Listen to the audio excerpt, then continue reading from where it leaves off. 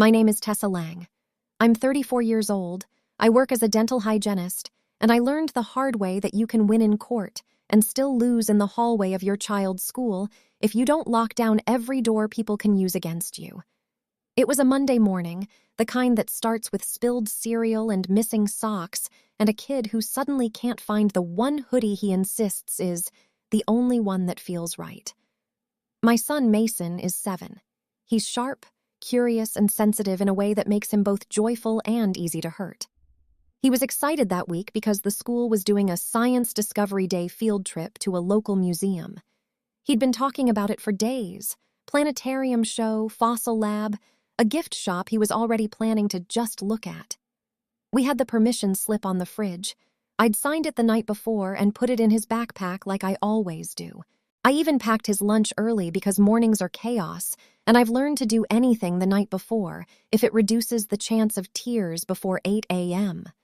I dropped him off at 7:45, kissed his forehead, and watched him run toward his class line, backpack bouncing.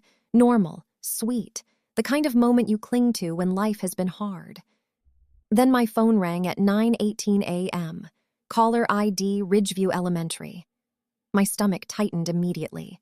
Schools don't call in the middle of the morning unless something is wrong. "Ms. Lang?" the voice said. It was the front office secretary, Mrs. Dillard. She sounded brisk but slightly uncertain. "This is the office. We just need to confirm something for Mason." "Okay," I said, already tense. "What's going on?" There was a pause. "His dad already approved the field trip." My skin went cold. "My what?" I asked. "His dad," she repeated, like it was normal. "He called this morning and approved the museum trip and the media release. We just need to confirm the pickup plan." My mouth went dry. "Mason's father does not have custody rights," I said slowly. "He cannot approve anything." Mrs. Dillard went quiet, not defensive, confused. "Oh," she said. "Well, he said he was his legal guardian." My stomach dropped. "No," I said firmly. "He is not." Mrs. Dillard's voice lowered. "He knew Mason's full name, date of birth, your address, and he answered the security question on file." I felt like the air had been punched out of my lungs, because if he answered the security question, then he had either guessed it, or someone had given it to him, or the question was something he already knew. And if the school believed him, he had access, not just to paperwork, to my child. "Do not release Mason to anyone except me or the people on my authorized pickup list," I said, and my voice was shaking now. "I am coming there right now." "Ms. Lang," Mrs. Dillard said quickly, "no one is releasing him. He's in class." "I'm coming anyway," I said, "and I need you to pull Mason's file and tell me exactly what was changed or approved." I didn't even hang up nicely. I grabbed my keys, told my boss I had a family emergency, and drove to the school with my hands tight on the steering wheel. On the way, memories hit me like flashes. Court hearings, custody paperwork, my ex, Brent, smiling in the hallway like he enjoyed the process, the judge's voice when she granted me sole legal custody, Brent's supervised visitation only, no unsupervised pickups, no school contact without written court approval. Brent didn't lose custody because he was a little irresponsible. He lost it because he was dangerous when he didn't get what he wanted. He had a temper that didn't always show up in public. He had threatened me after the breakup. He had tried to use Mason as leverage, showing up unannounced, making scenes, leaving voicemails that sounded reasonable until you listened closely and heard the threat underneath. The court order was supposed to be the wall, but here he was, slipping through a crack at the school. I pulled into the parking lot and walked into the office like a woman with a file in her spine. I didn't smile. I didn't ask politely. I said, "I'm Mason Lang's mother. I need to see his records now." Mrs. Dillard stood up, startled by my tone. "Ms. Lang, where is the principal?" I asked. The principal, Mr. Keene, came out of his office within minutes. He was a tall man with calm eyes and the controlled patience of someone who breaks up playground fights and parent arguments daily. "Ms. Lang," he said, "I understand you're concerned." "I'm not concerned," I said, voice shaking with rage. "I'm alarmed. Because someone with no custody rights called this morning and your office accepted his approval for my child." Mr. Keen's expression tightened. "Let's sit down." We went into his office. Mrs. Dillard brought Mason's file and her computer. Mr. Keen said, "Can you explain the custody situation?" I pulled my court order from my phone. "Yes, I keep a PDF in my favorites because once you've lived through custody battles, you learn to carry proof like a second ID." I slid it across the desk. "Sole legal custody," I said. "Father has supervised visitation only. No educational decision rights. No school contact without my written permission." Mr. Keen read it, his jaw tightening with every line. Then he looked at Mrs. Dillard. "Who called?" he asked. Mrs. Dillard's face had gone pale. "He said his name was Brent Lang," she said.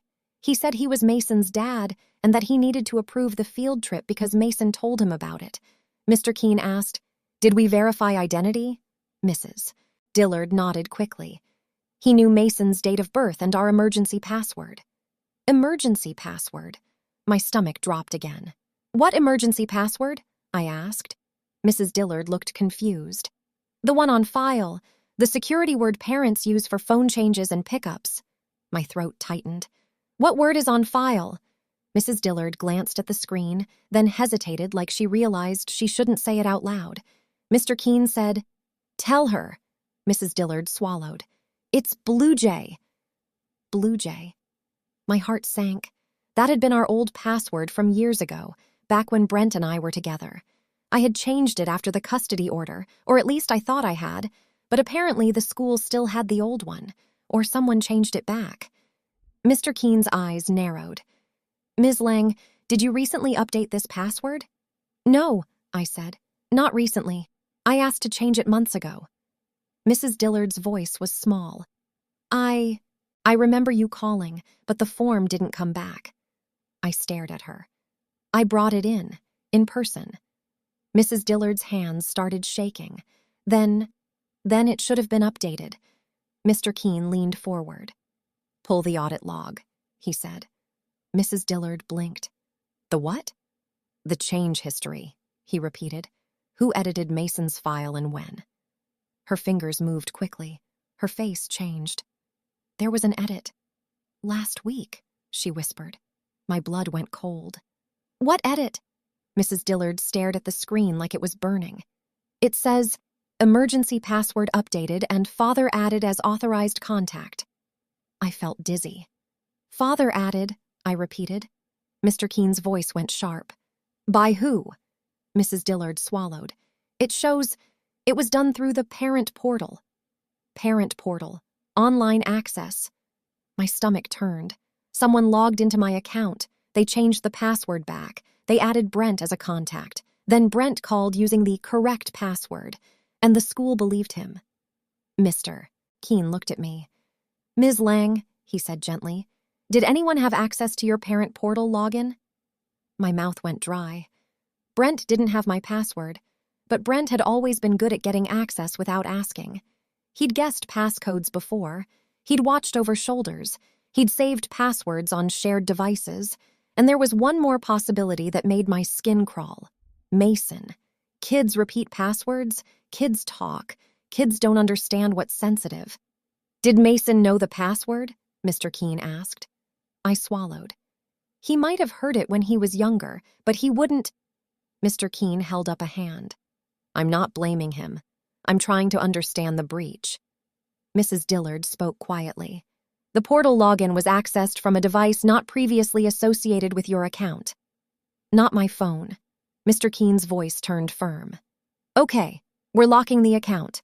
We're removing the father immediately. We're updating the password to a new one that only you know. And we're placing a do not release alert on Mason's file." I exhaled shakily. "Thank you." Then I said, "I want to see what Brent approved." Mrs. Dillard pulled up the notes. He had approved the field trip. He had approved the media release, and he had requested to be listed as the pickup person for future events. Future events. He was building access. He was planting himself into the system so he could show up one day and say, "I'm on the list." My hands shook. He's going to try to take him. Mr. Keen's eyes hardened. Not from this school, he said. Not now that we know. I wasn't satisfied with no. I needed document. I need a printed copy of the changelog, I said. I need an official letter stating he has no rights and that the school corrected the record. And I need the IP address and timestamp for the portal access. Mr. Keen nodded. We can provide documentation, and we will contact District YT. While they printed, I asked Mr. Keen to call Mason to the office because I needed to see his face, and I needed him to hear one thing from me directly. When Mason walked in, he looked confused, but not scared. He saw me and smiled. Mom, are we leaving? I knelt and hugged him so tightly my eyes burned. No, I whispered. You're okay. I just needed to see you. Mr. Keen spoke gently. Mason, did your dad talk to you about the field trip? Mason's smile faded. He called me on the tablet, he said. He said he was going to come pick me up from the museum and surprise me. My blood turned to ice. Pick you up, I repeated softly. Mason nodded. He said not to tell. Mr. Keen's face hardened. I looked at Mason, forcing my voice calm. Sweetheart, you didn't do anything wrong, I said. But if Dad tells you to keep secrets from me, you have to tell me, okay? Mason's eyes widened slightly. Is Dad in trouble? I swallowed. No, I lied gently. We just have rules to keep you safe. Mr. Keen dismissed Mason back to class with a staff escort. Then he turned to me. Ms. Lang, he said, this is serious. He attempted to create an opportunity for unsupervised pickup. I nodded, throat tight. I need to call my lawyer. And you may need to call police, Mr. Keen added. We can file an incident report. I left the school with a folder of printed logs and an official note that Brent was removed as contact and that Mason's release list was locked. I drove straight to my attorney's office and handed her everything. Within hours, she filed an emergency motion, violation of custody order, attempted interference with custody, unauthorized school access, request for immediate restrictions on communication and supervised visitation review. I also filed a police report, not because I wanted Brent arrested, but because if something happened later, I needed a record that the pattern existed. Brent called me that night furious. How dare you block me from my own son? He hissed. He is not your access point, I said calmly. You violated a court order. I approved a field trip, he snapped. You're acting like I kidnapped him. You were planning to pick him up without permission, I said. Mason told me. Silence. Then Brent's voice dropped, cold. He's my son, too. Yes, I said, voice steady. And that's why you follow the rules, because the rules are the only reason you still get to see him at all. He hung up. 2 weeks later, the judge saw the school logs, the portal access report, and the fact that Brent had tried to list himself for pickup. The judge didn't yell. She didn't need to. Her tone turned sharp and final. Brent's supervised visits were reduced. His contact with the school was prohibited explicitly. The judge ordered all communication go through a monitored parenting app, and she issued a warning that further interference could result in contempt. When I picked Mason up from school the day after that hearing, he ran to me like always, chattering about the museum and fossils, unaware of how close his surprise pickup had been to turning into something worse. That's the part that still makes my stomach twist. Kids don't see the edge until it's too late. Adults are supposed to. My son's school said his dad already approved it. But my ex has no custody rights. And that's when I learned winning in court isn't the finish line. It's just the paperwork. The real safety comes from making sure every system around your child knows the truth before someone who doesn't respect it tries to rewrite it.